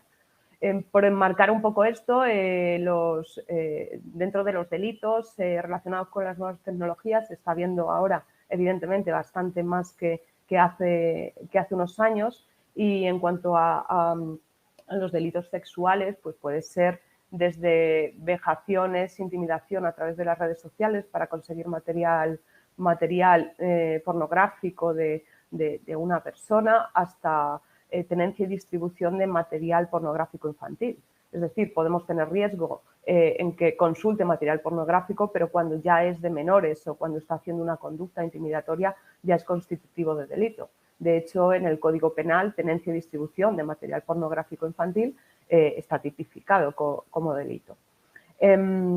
Yo quería centrar esto del síntoma simplemente para que veamos la parte positiva, ¿no? Es posible intervenir y es lo que me va a dar la voz de alarma con lo cual voy a llevarlo a mi terreno para poder trabajarlo, ¿no? Como estas intervenciones son tan cortitas y este tema da para mucho, he creído conveniente coger un ejemplo de un chaval con el que estuve interviniendo. Empecé la intervención con él al principio de la pandemia, con lo cual también romper una lanza a favor de las nuevas tecnologías, porque gracias a estas pudimos empezar la intervención. Fue a través de videollamadas en todo momento hasta que ya pues, el confinamiento cesó y pudimos retomarlas de manera presencial. Pero pudimos constituir un buen vínculo incluso a través de la pantalla, o sea que esa parte también es positiva. Yo a todos los chavales que pasan por mis manos, que hacen el trabajo conmigo, siempre les pido que hagan una redacción, si les apetece y quieren, valorando la intervención y si pueden darme claves para poder ayudar a otros chavales. El chaval del que os voy a hablar es un chaval cuyo delito era tenencia y distribución de material pornográfico infantil. Previamente él tenía nivel de culpa y precisamente fue él el que dio la voz de alarma a recursos externos, quienes actuaron de oficio para formalizar la denuncia. Gracias a esto, y digo gracias a esto, el chaval fue escuchado y fue dirigido a realizar una intervención. Cuando el juicio salió, tuvo que cumplir una medida de libertad vigilada y fue derivado conmigo. Empezamos la intervención y estuvimos durante un año. Cuando llega, él ya había intervenido en un recurso especializado que trabaja con conductas sexuales inapropiadas, pero cuando llega a mis manos, llega conmigo, presentaba un nivel de culpa muy exacerbado y la sensación de que no iba a poder controlar esa conducta que él creía adictiva y que se le había ido de las manos. Entonces estuvimos trabajando y si me permitís, pues voy a leer ese balance final que él hace, porque creo que va a ser mucho más significativo poder escucharlo de la versión propia del chaval que pasa por terapia, ¿no? Para que podamos entender que es posible la rehabilitación y que hay que trabajar mucho más allá del síntoma. El síntoma, me voy un poco atrás, el síntoma sería solo la punta, pero nos está diciendo que hay que trabajar todo lo que hay abajo. Tenemos que dar visibilidad a lo que hay abajo y que él todavía no puede ver y que es el que está sustentando la adicción, la conducta delictiva o aquello que realmente sí que vemos. Por eso, muy importante hacer una evaluación muy exhaustiva y conocer al chaval absolutamente todo lo que podamos de él. Bueno, empiezo con el relato que él construyó. Y dice así: al principio, lo que más confianza me alentó fue encontrar una persona que no mostró un ápice de prejuicio. Lo más esperanzador, encontrar una psicóloga constante, atenta y segura. Lo más alegre de esto ha sido tener la fortuna de encontrarme con alguien que transmitía empatía y respeto desde el primer momento. Y lo más importante, que me querías ayudar y lo conseguiste. Hace importante, ¿qué es lo importante aquí? El no juzgar, el tener una mirada incondicional hacia el menor o el joven y dedicarle atención y dedicación y que él lo perciba, ¿no? Y para eso tenemos que estar enamorados del paciente. Tenemos que saber que tenemos que transmitir que él es importante para nosotros, porque si no, no se puede hacer intervención. Así tiene que ser. Continúa. En el proceso me demostraste que yo aún era humano, a pesar del peso que cargaba por mis errores. Me hiciste aceptar dicha humanidad sin crueldad ni desmesuradas exigencias sobre mí mismo. Me explicaste razones, orígenes de inquietudes y actitudes que me encadenaban el alma. Sentaste las bases de mi búsqueda intrapersonal de la salud y la felicidad. Y por último, me demostraste que hay un camino para llegar a ser la mejor versión de mi persona, siendo consciente de mis defectos y mis virtudes. Está haciendo un reajuste con esto, un reajuste de los niveles de culpa exacerbado que tenía y asumiendo la responsabilidad con esto que nos dice.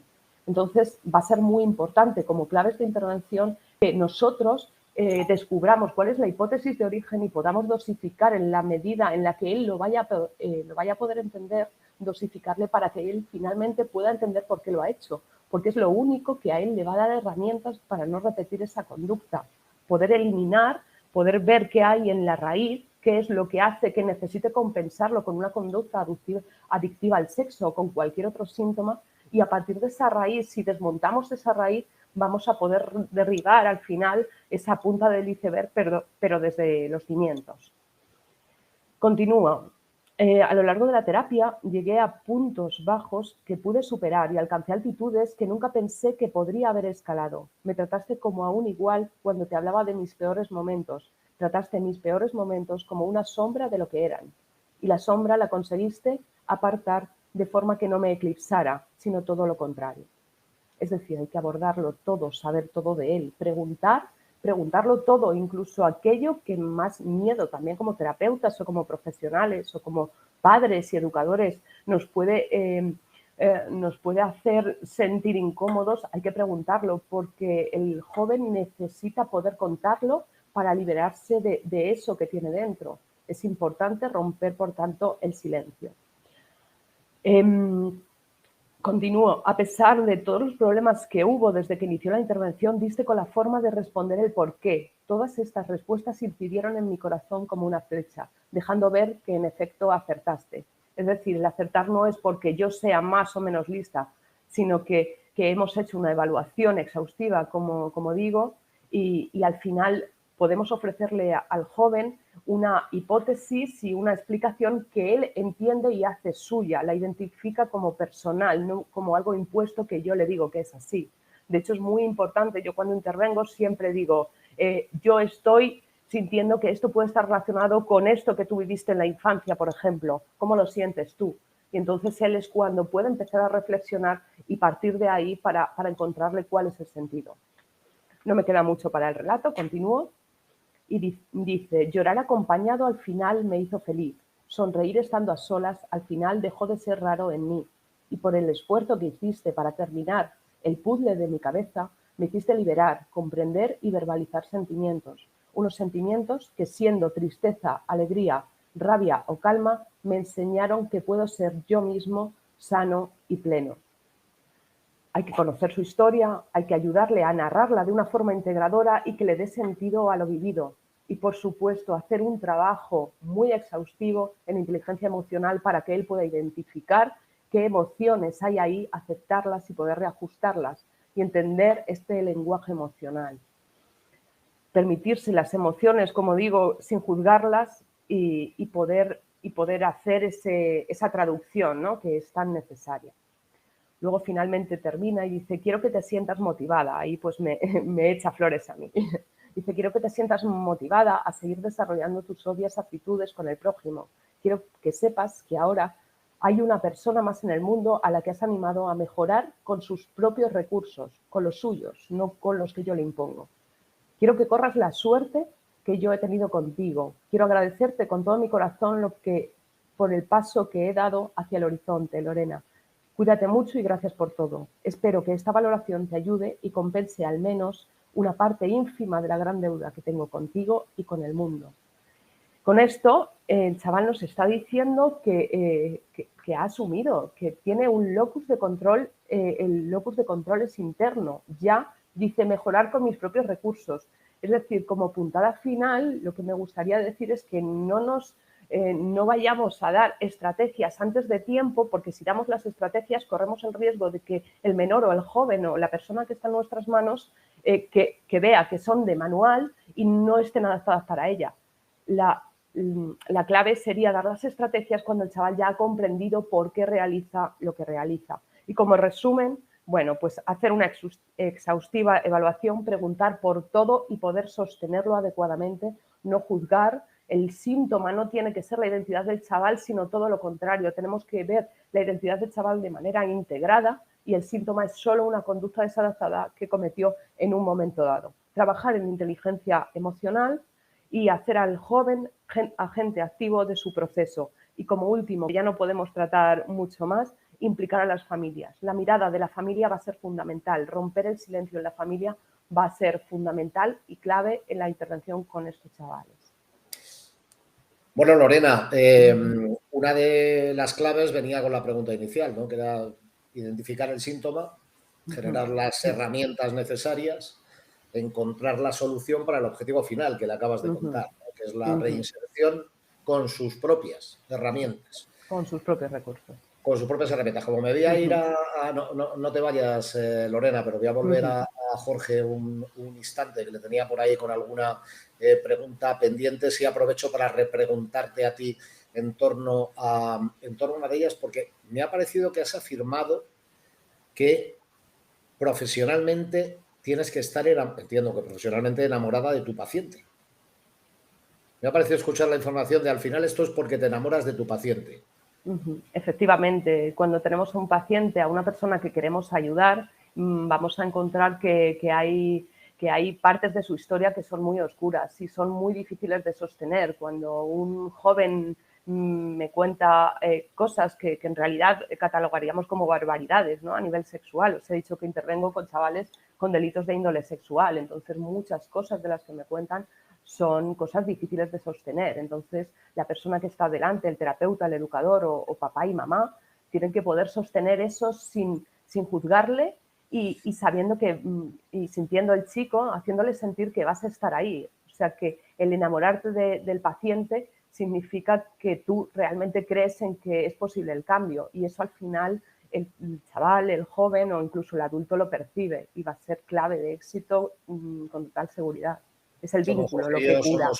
Como Jorge y yo somos periodistas, pues a mí por lo menos ese titular, Jorge, no es a ti. No, lo estaba copiando porque me ha encantado. Me ha parecido espectacular. Jorge, prepárate que disparo rápido, con todo el cariño. ¿Por qué tenemos que seguir hablando de tema tabú para muchas familias en el momento en el que estamos y en la situación en la que estamos? Sí, yo creo que es el momento de romper definitivamente esos tabúes, porque es verdad que o llegamos nosotros antes o ya sabemos quién va a llegar antes, ¿no? Internet y las redes, etcétera, ¿no? Entonces creo que igual que, vamos, así como hace 20, 30 años quizá no era tan necesario, hoy día evidentemente vemos que hay un adelantamiento brutal en conocimientos, en información, en imágenes, en todo. Entonces creo que no hay más remedio que ponerse las pilas y saber hablar. Yo a veces pienso también que tampoco hay que ponerse nerviosos con grandes conversaciones o con la conversación sobre estos temas, ¿no? Creo que es más una educación sexual cotidiana, aprovechando muchísimas cosas que da la vida, que dan las noticias, que dan las canciones, que da toda, en fin, las series. Y luego estar cerca. No solamente estar cerca, sino ser cercanos a nuestros hijos. A mí me parece que eso es una cosa también interesante, que a veces podemos reducir la compañía, el acompañamiento a estar. Y no se trata solo de estar, sino de estar escuchando, de estar atento, de estar hablando de cosas, bueno, de la vida misma, de preocupaciones, de emociones, ¿no? Esto que habéis dicho, que ha dicho tan importante Lorena, de la inteligencia emocional, pues creo que es un campo amplísimo. Y a veces la educación sexual es más educación sentimental y emocional que puramente lo que podemos pensar de educación sexual, ¿no? Que también, pero que hay que saber transmitir esas emociones, conocer mejor las emociones de nuestros hijos y que nuestros hijos también conozcan nuestras emociones, que a veces también eso es una ausencia o a veces falla, ¿no? Es el verbo être que tienen los franceses, que es ese ser y estar, ¿no? Es decir, que no es lo mismo, aunque para ellos sea el único verbo, ¿no? Ese être no solo es estar, sino que también es ser. Muy rápido para los dos, una para cada uno. Me entra por el chat para Lorena. Muy rápido. Cuando llega el final de la intervención con este chaval, pues te felicitan, están emocionados, les parece bien el reconocimiento, la inteligencia emocional. ¿Cómo se produce el cierre? Sí, el cierre, lo cierto es que es algo muy, muy importante porque evidentemente generamos el vínculo con ese menor, con ese joven, también con sus familias y la hora de la despedida, el dejarlo volar solo, pues es un momento difícil. En mi caso lo que yo suelo hacer es hacerle una hoja de ruta que yo llamo, que es la hoja de ruta personalizada, ¿no? Ahí, en el final de la intervención es donde ya podemos saber cuáles son las variables, las estrategias que el chaval va a poder realizar y que son ajustadas para él en concreto, no para cualquiera sacadas de un manual, sino individualizadas para él. Entonces yo lo que hago es una hoja de ruta con 10 puntos. Si queréis, si me dais un poco de tiempo, os puedo leer una que tengo aquí precisamente del caso que os he explicado antes, la que elaboré a él. No te preocupes, Lorena, como tenemos el chat abierto y tenemos que poner el punto y final para seguir, te lo agradezco, pero seguro que en el chat te vamos a agradecer. Puedes grabar ese audio de voz y de verdad muchas gracias por haber estado con nosotros, Lorena. Y Jorge, me dicen, sea sincero, estamos buscando el libro en internet.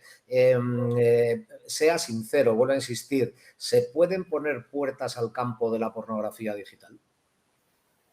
Yo creo que quizá puertas al campo es difícil de poner, pero creo que ahora mismo lo que hay son unas autopistas increíbles y tampoco se trata de poner autopistas, ¿no?, en el campo.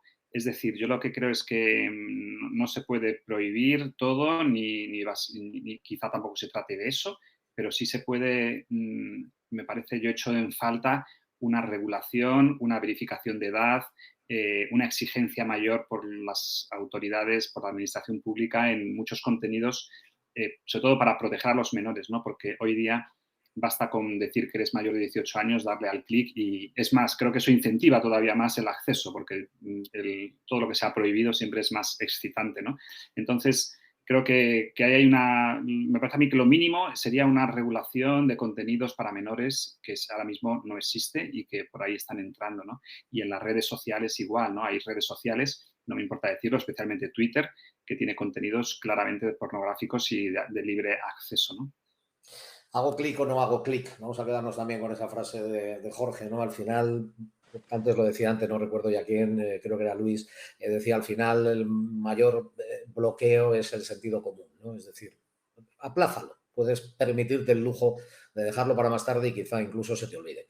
Lorena, un placer, muchísimas gracias. Y Jorge, un abrazo muy fuerte, nos vemos pronto. Estamos en directo. Muchas gracias. En este webinar de Recurra Ginso tenemos 8 minutos para llegar a las 7 y tenemos a Pedro Puig esperando, es pedagogo, es esa imagen tan calma que ven ustedes, es presidente ejecutivo de Aldeas Infantiles SOS de España y le hemos pedido que proceda a clausurar. Bueno, se lo ha pedido su amigo Javier Urra, que luego le saludaremos, ¿no? Pero la infancia y el mundo digital en Aldeas Infantiles SOS, yo no sé si anda muy alejado de lo que hemos hablado esta tarde o, señor Puig, está justo entroncado en todo lo que hemos visto. Tiene usted su turno y tiene la palabra. Mil gracias por acompañarnos. Bueno, pues buenas tardes. Muchas gracias, Constantino. Y permitidme que primero agradezca a mi buen amigo Javier Urra la invitación para reflexionar con vosotros y junto a estos estupendos ponentes en torno al mundo digital y su influencia en la salud mental de nuestros niños, niñas y adolescentes, ¿no? Y también, por supuesto, felicitar a Recurra Ginso por la oportuna y necesaria campaña Una mente sana empieza en la infancia, cuyo objetivo es sensibilizar a la sociedad sobre el cuidado de la salud mental infanto-juvenil que tanto nos preocupa, ¿no? Yo creo que desde mi punto de vista, una de las consecuencias positivas que posiblemente haya traído el confinamiento y las restricciones producidas por la pandemia haya sido la de poner en la agenda social y política la importancia de cuidar la salud mental de la población general y en particular la de los niños y jóvenes, ¿no? Bueno, y ahora me toca comentar, eso sí, brevemente, cómo abordamos el tema de las redes sociales y en general el mundo digital en Aldeas Infantiles SOS. Prometo que no voy a cansar porque la mayoría de los temas ya han sido excelentemente tratados y expuestos por los ponentes anteriores y en realidad, como tú decías, Constantino, pues no hay gran diferencia entre los niños con los que trabajamos y con la infancia normalizada que vive en una situación pues normal, con su familia, ¿no? Con sus padres y con sus madres, ¿no? En Aldeas Infantiles, pues hace más de 50 años, para presentar un poco la organización, ¿no?, que venimos trabajando para que niños que han perdido el cuidado parental o que están en riesgo de perderlo, superen las dificultades que la vida les ha ocasionado y puedan disfrutar de un estado de salud físico y emocional adecuado, ¿no? Procuramos proporcionarles un entorno familiar, y esto es importante, donde se sientan queridos, aceptados y respetados como mejor fórmula para que puedan alcanzar ese bienestar que todo niño necesita para crecer de manera sana y equilibrada, ¿no? El mundo digital es una realidad, queramos o no. Está ahí, formando parte de sus vidas y nos preocupa y ocupa como a cualquier padre y educador. Es cierto que las diferencias generacionales dificultan el entendimiento y la percepción por parte del adulto de lo que para el niño constituye el entorno digital, que no es otra cosa que un nuevo espacio social en el que se mueven con soltura y habitualmente, y que se suma a los ya tradicionales y que estudiamos de siempre, ¿no? Como es el familiar, el escolar y al comunitario, bien como uno más o fundiéndose con ellos, ¿no? A través de procedimientos participativos, formales e informales, debemos escucharles, y aquí repito lo mismo que han dicho todos los ponentes, desde Jesús Villanueva, que insistía en lo importante de la comunicación, de estar con ellos, con los niños, de escucharles, pues para nosotros también es muy importante, ¿no? Sobre todo para entender cómo viven y se sitúan ante esta nueva forma de relacionarse con el mundo, que no ha sido la nuestra, aunque cada vez la vamos incorporando más en nuestro día a día, ¿no? El entorno digital ocupa un lugar muy importante también en la conformación de la escala de valores, y también se ha comentado anteriormente, ¿no? Que en principio, y ahí tenemos que estar vigilantes, no debería ser muy distinta a la que se traslada desde el espacio familiar, el escolar y el comunitario, ¿no? ¿Qué quiere decir esto? Pues que, por tanto, como padres y educadores, debemos convertir las nuevas tecnologías en aliadas que faciliten nuestra labor educativa y de transmisión de los valores que nuestros hijos o nuestros educandos queremos que tengan, ¿no? En aldeas infantiles, pues estamos trabajando desde hace tiempo, pero últimamente con más insistencia, en una iniciativa de transformación digital que pretende reforzar las capacidades y habilidades digitales tanto de los niños, las niñas, los jóvenes y de los adolescentes, como de los profesionales que la acompañan, con un objetivo claro de reducir la brecha social y de esta manera mejorar su integración a través del uso de diversas herramientas que les permiten incorporarse a un mundo cada vez más digitalizado. El proyecto requiere contar con profesionales bien preparados y formados para, en primer lugar, prevenir los riesgos que supone deambular en este nuevo espacio de interrelación, que tantas consecuencias negativas pueden producir en la salud física y mental, y en segundo lugar, para orientarlos en la adquisición de competencias y habilidades digitales que le permiten acceder en igualdad de oportunidades a su formación académica y a los jóvenes a su futura inserción social y laboral, ¿no? Francisco Vico, que es catedrático de Inteligencia Artificial en la Universidad de Málaga, argumenta desde hace ya unos años que los niños deben terminar la primaria sabiendo leer, escribir y programar para no quedarse atrás. Y esta afirmación, sobre todo lo de programar, queremos que guíe nuestro trabajo con los escolares de primaria y secundaria. Ya por finalizar, comentar que los primeros resultados en una encuesta que realizamos el pasado mes de mayo a niños y jóvenes de todas las edades nos dicen que la brecha digital no radica tanto en disponer de las herramientas tecnológicas, sino en el uso que se hace de ellas. Y esto coincide con lo que también otros compañeros comentaban anteriormente, ¿no? A partir de los 13 años, el uso del móvil con conexión a Internet es mayoritario con los chicos y los jóvenes con los que trabajamos, y los jóvenes a partir de 18 años cuentan ya con un ordenador o una tablet. Sin embargo, por regla general, su utilización es casi exclusiva para el ocio. Solo de 13 a 18 años, el uso relacionado con el aprendizaje tiene algún peso, pero desaparece a partir del fin del periodo escolar. Películas, vídeos, juegos, música, mensajería instantánea, es un mundo digital. Por tanto, y así creo, puede ser un entorno atractivo de aprendizaje que no podemos como padres o educadores ignorar. Y por supuesto que en un mundo con mayor disponibilidad de información y sin garantía en las fuentes, la formación sólida y la capacidad crítica actúa como sistema preventivo del equilibrio emocional. Y ya como conclusiones, pues decir que en Aldea estamos preocupados por la influencia negativa, como cualquier padre, como cualquier educador, que las redes pueden generar en la salud mental de los niños que atendemos, ya de por sí vulnerables, que la formación, el diálogo, el acompañamiento y el seguimiento son las mejores herramientas para prevenir los problemas derivados de un mal uso de las mismas, que es necesaria la preparación y la formación de los profesionales del cuidado para que puedan abordar con los niños y los jóvenes los retos que el mundo digital presenta, y por supuesto que la adquisición de competencias y habilidades digitales les permitirán acceder en igualdad de oportunidades a su formación académica y a su futura inserción social y laboral. En definitiva, que debemos prepararnos y prepararlos para que las nuevas tecnologías, que incluyen nuevas formas de relación, sean un instrumento de integración y de reducción de desigualdades. Pues nada más, esto es lo que quería comentar. Don Pedro, muchas gracias. ¿Cuántos años ha dicho que llevan funcionando como aldeas infantiles? En aldeas infantiles justo llevamos 55 años en España y 73 a nivel mundial. Somos una organización internacional. En esos 55 años, ¿no? Si a usted le llegan a preguntar, no lleva tanto tiempo, no Casi.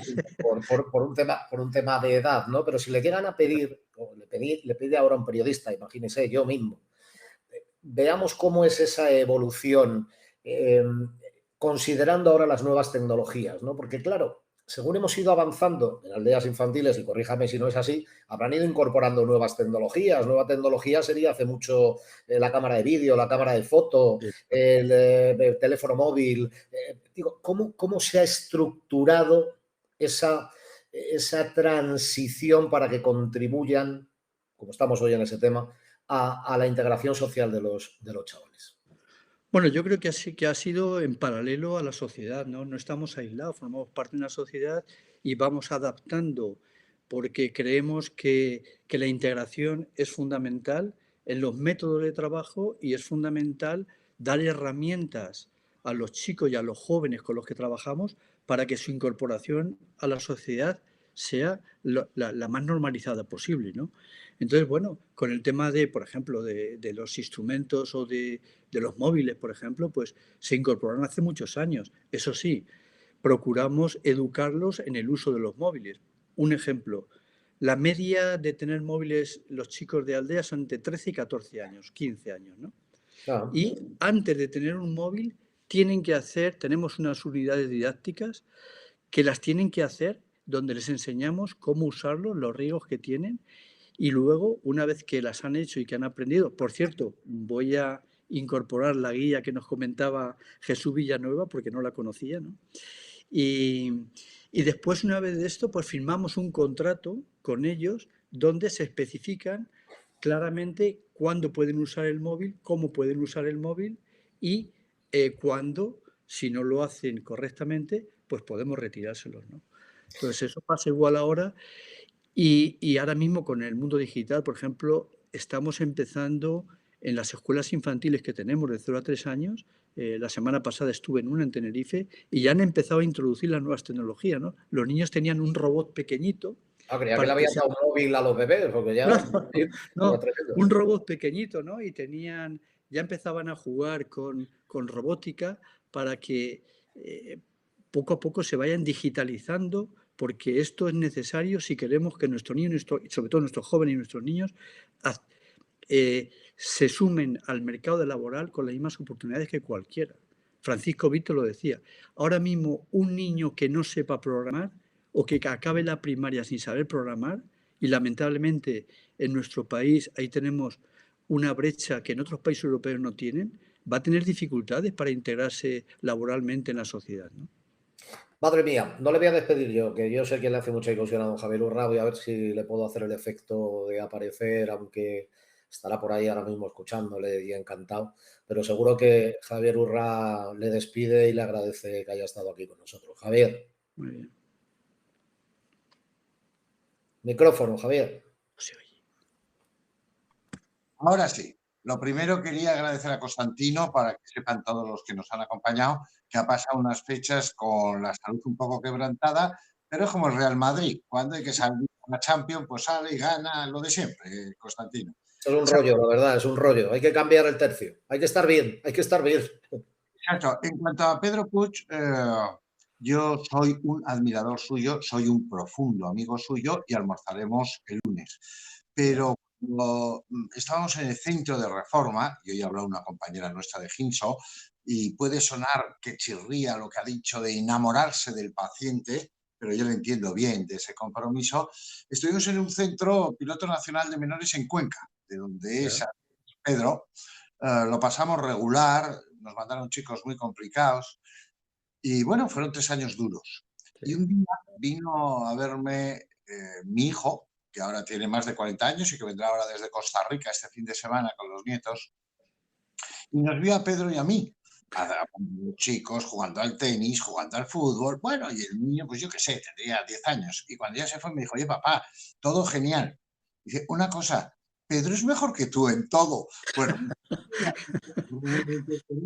y han pasado los años y yo que la humildad no está entre mis grandes virtudes, diría que sí.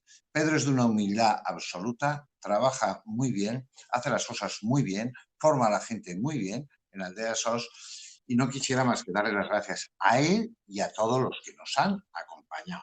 Y en ese sentido, decir que la pornografía violenta y a veces grupal, los abusos sexuales en grupo, nos tiene que hacer plantear de dónde aparecen, cuáles, dónde están mamando.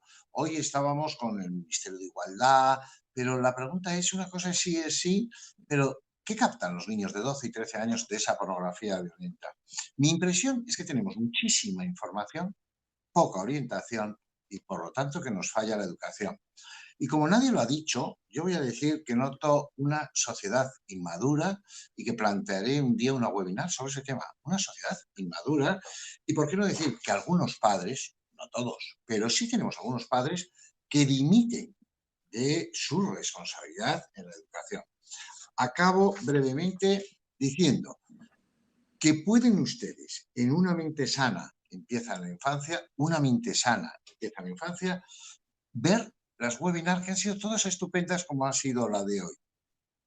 Tendrán violencia filoparental, la depresión y autoagresión, la adopción, el acoso escolar, el trastorno de conducta, el uso y abuso de las nuevas tecnologías, pero unido a violencia de género, el trastorno de ansiedad y estilos de personalidad, el suicidio que tanto nos está golpeando y la prevención de las autolesiones, los efectos psicológicos y emocionales de la pandemia y, además, en Ginso, la justicia juvenil.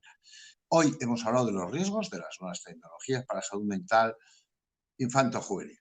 Nos iremos todos de verano, pero el 22 de septiembre, y seguro que como hoy, más de 600 profesionales en directo y otros que son copartícipes, volveremos a reunirnos y el tema será el apego. Tanto que se habla del vínculo, el apego, los trastornos de ese vínculo y el trauma infantil que tanto nos marca porque sabemos que en gran medida somos nuestra infancia. Dar las gracias a tantas personas y recordar a todos que lo hacen de manera generosa, altruista, gratuita y por lo tanto muchísimas gracias a todos y cada uno porque son muy buena gente que le pone y se ve muchísima ilusión, muchísima pasión al día a día. Entre pensar, sentir y hacer, no lo duden, sigan haciendo. Muchísimas gracias.